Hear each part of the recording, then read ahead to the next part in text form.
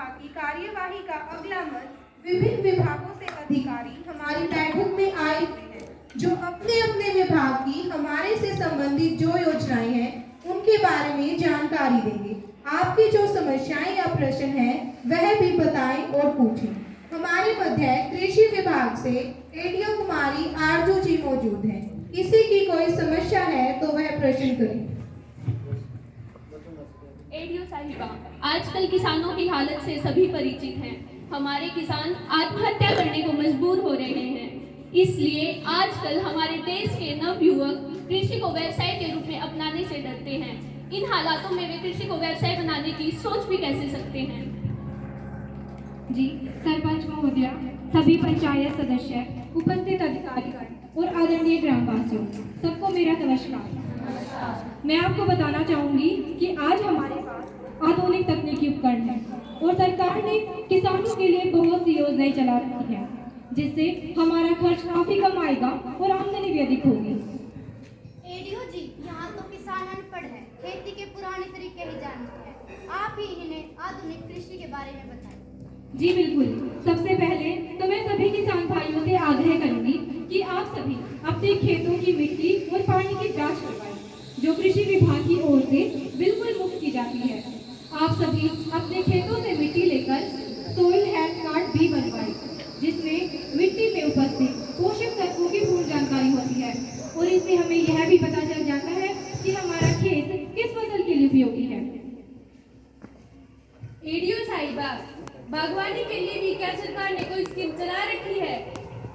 हाँ, आप लोगों को घबराने की आवश्यकता नहीं है। बागवानी को बढ़ावा देने के लिए बागवानी विभाग किसानों को 60 से 70% तक अनुदान देता है।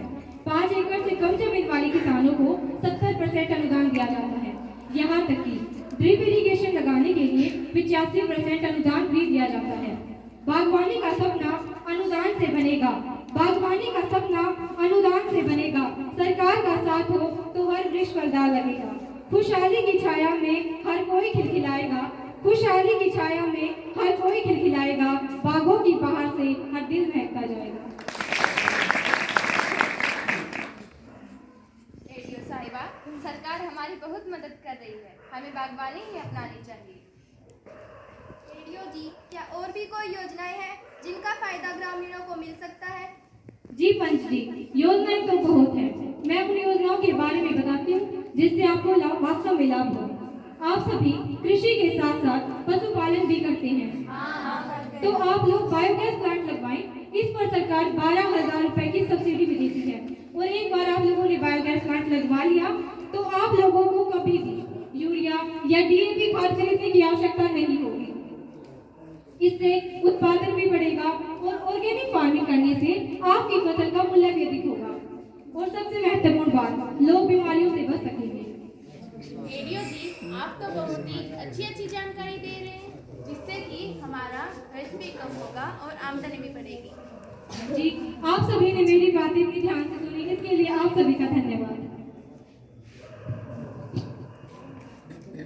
हमारे मध्य शिक्षा विभाग से अपने विद्यालय की प्रिंसिपल निशु मैम उपस्थित हैं। मैं उनसे भी अनुरोध करती हूँ कि वह भी अपनी बात रखें। धन्यवाद सरपंच साहिबा। मैं सरपंच जी और आप सभी ग्रामवासियों का धन्यवाद करती हूँ कि आपने मुझे इस युवा ग्राम सभा की मीटिंग में बुलाया तथा बोलने का अवसर दिया। जैसा कि आप सभी जानते हैं कि अपने गांव का सरकारी स्कूल काफी अच्छा चल रहा है तथा सभी अध्यापक भी कड़ी मेहनत कर रहे हैं, जिसके परिणाम स्वरूप हमारे विद्यालय की दोनों बोर्ड की कक्षाओं का रिजल्ट 100% रहा है। हमारे विद्यालय की नॉन मेडिकल की छात्रा ने जिला स्तर पर प्रथम स्थान प्राप्त किया तथा एससी वर्ग की एक छात्रा को मुख्यमंत्री महोदय द्वारा 1,11,000 रुपए की राशि से सम्मानित किया गया। ऐसे राइटिंग कंपटीशन में भी हमारा विद्यालय जिला स्तर पर प्रथम रहा।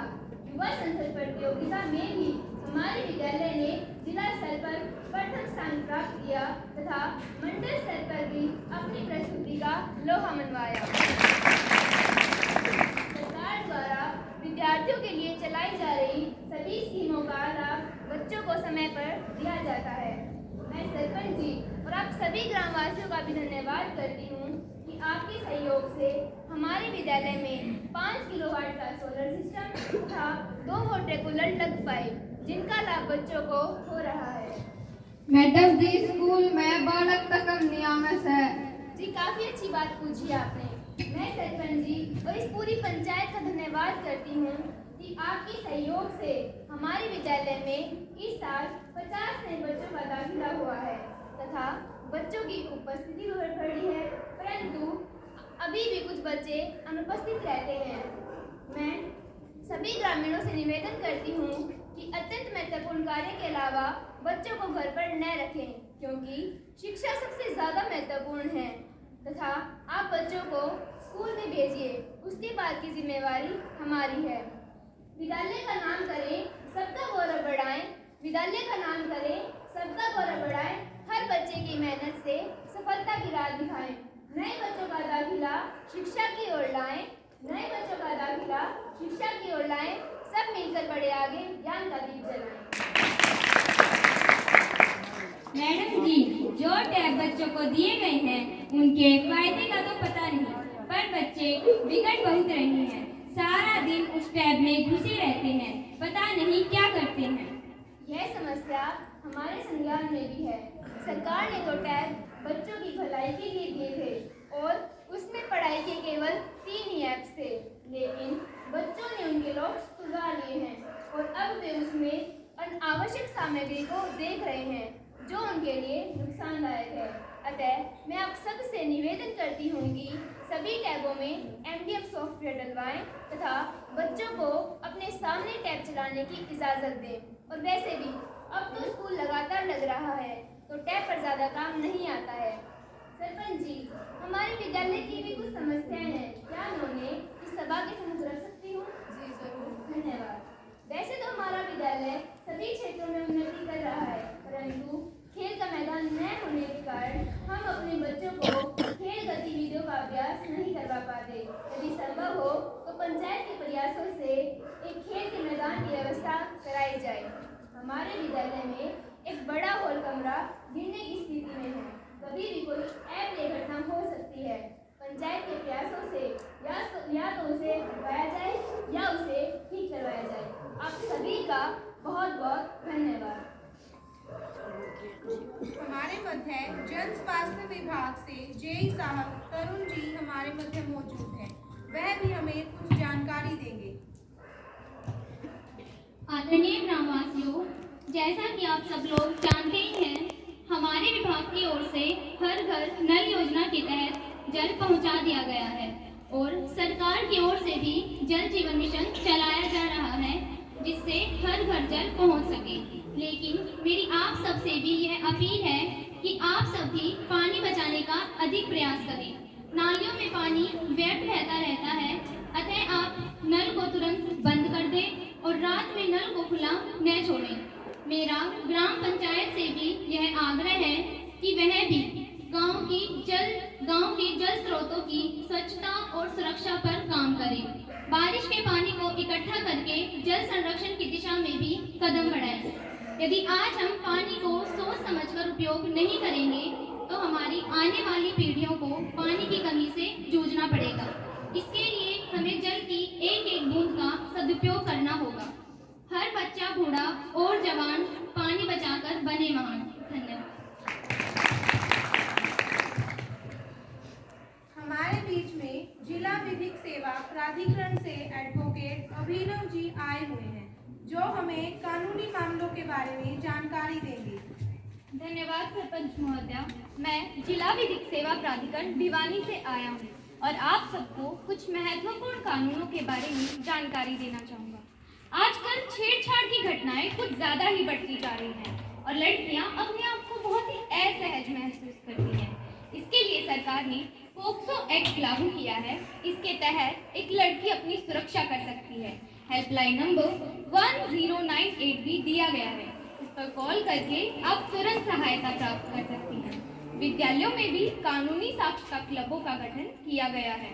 घरेलू हिंसा को रोकने के लिए घरेलू हिंसा रोकथाम कानून 2005 लाया गया है। सीनियर सिटीजन यानी जो हमारे बूढ़े माँ बाप हैं, उनके लिए भी सरकार ने वरिष्ठ नागरिक भरण पोषण और कल्याण अधिनियम 2007 बनाया है।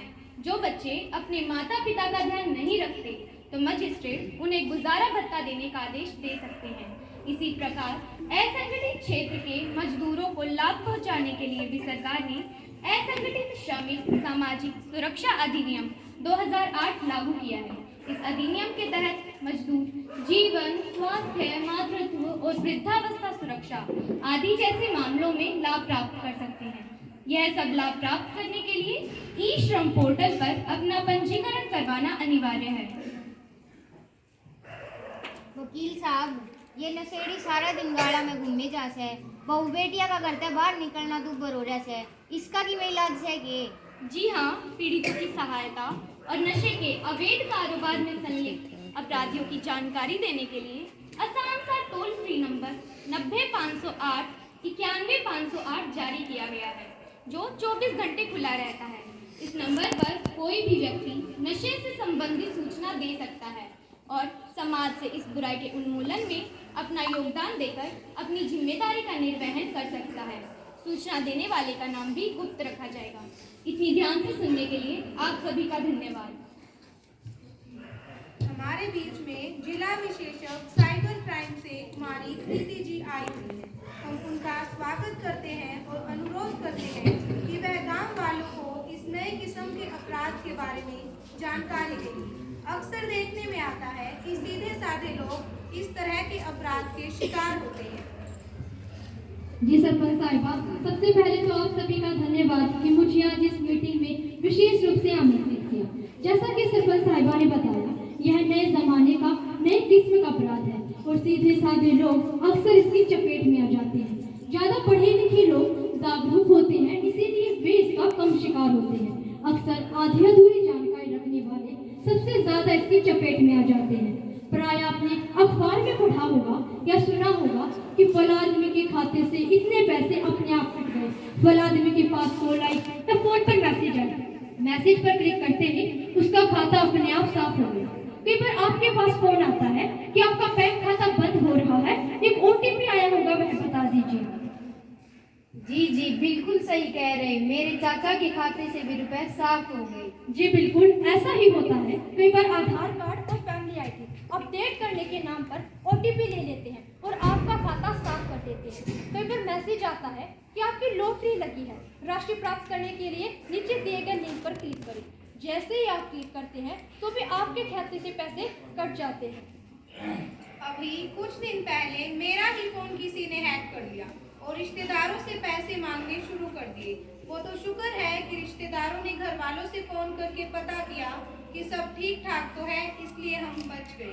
जी बिल्कुल सरपंच साहिबा, सही कह रही हो आप। इन्हें हैक एक्टिविस्ट कहते हैं। आज अन्य ग्रामवासियों, हमें कुछ बातों का ध्यान रखना होगा ताकि हम इस नए जमाने के अपराध का शिकार होने से बच सकें। सबसे पहले आप ध्यान रखें कि अचानक कोई पैसे मांगता है तो उसकी आवाज़ पहुंचाने की कोशिश करें या फ़ोन करके पता करें सब ठीक ठाक तो है। जहां तक हो सके बिना बात किए पैसे किसी को ना भेजें। किसी को एटीएम या आधार कार्ड के नाम पर ओटीपी न बताएं। अपना पासवर्ड, जन्म तिथि, नाम या मोबाइल नंबर पर न बनाएं। बिना ज़रूरती एप्लीकेशन या सॉफ्टवेयर फ़ोन से हटा लें। अपने बैंक डिटेल किसी अनजान से साझा न करें। सभी का काम आसान हो, मिले मदद की राह। सभी का काम आसान हो, मिले मदद की राह। ग्रामवासियों की सुरक्षा हो सबसे प्यारी चाह।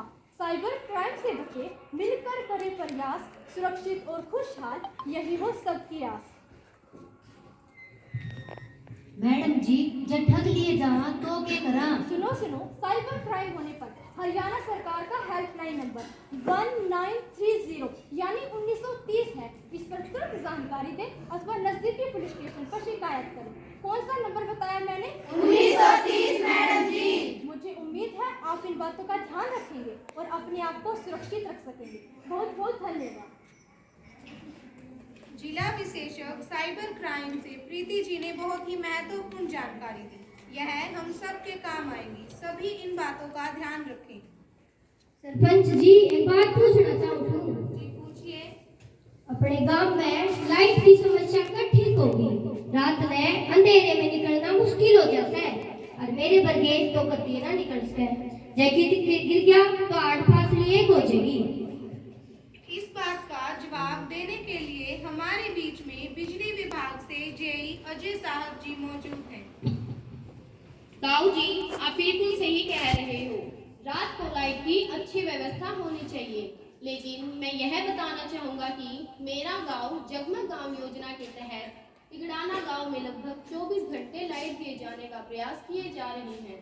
सरपंच साहिबा, आप प्रस्ताव भेजें, हम और ज़्यादा स्ट्रीट लाइट लगाने का हर संभव प्रयास करेंगे, जिससे कि गांव वालों को रात में आने जाने में दिक्कत ना हो।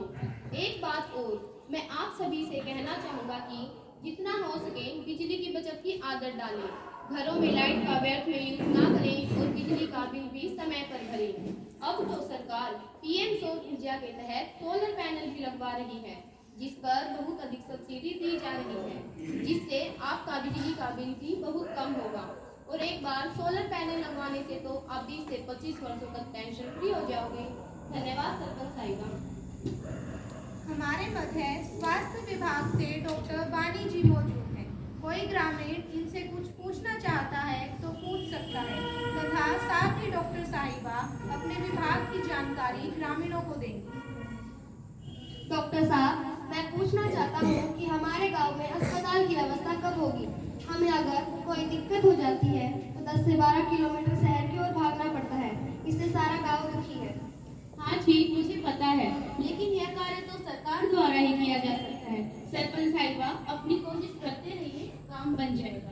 चलो, अब मैं आपको स्वास्थ्य सुविधाओं के बारे में कुछ बताती हूँ। स्वास्थ्य विभाग समय समय पर आपके गांव में मेडिकल चेकअप कैंप लगाता है और उसमें तो फ्री चेकअप होता है, तब भी आप में से कुछ लोग नहीं आते। विद्यालय में बच्चों के चेकअप फ्री किए जाते हैं और स्वास्थ्य कार्ड बनाए गए हैं। यदि किसी बच्चे को कोई भी दिक्कत है तो वो सिविल हॉस्पिटल भिवानी में जाकर अपना फ्री इलाज ले सकते हैं। स्कूलों में बच्चों को आयरन, एल्बेंडाजोल की टैबलेट और टीके सब फ्री दिए जाते हैं।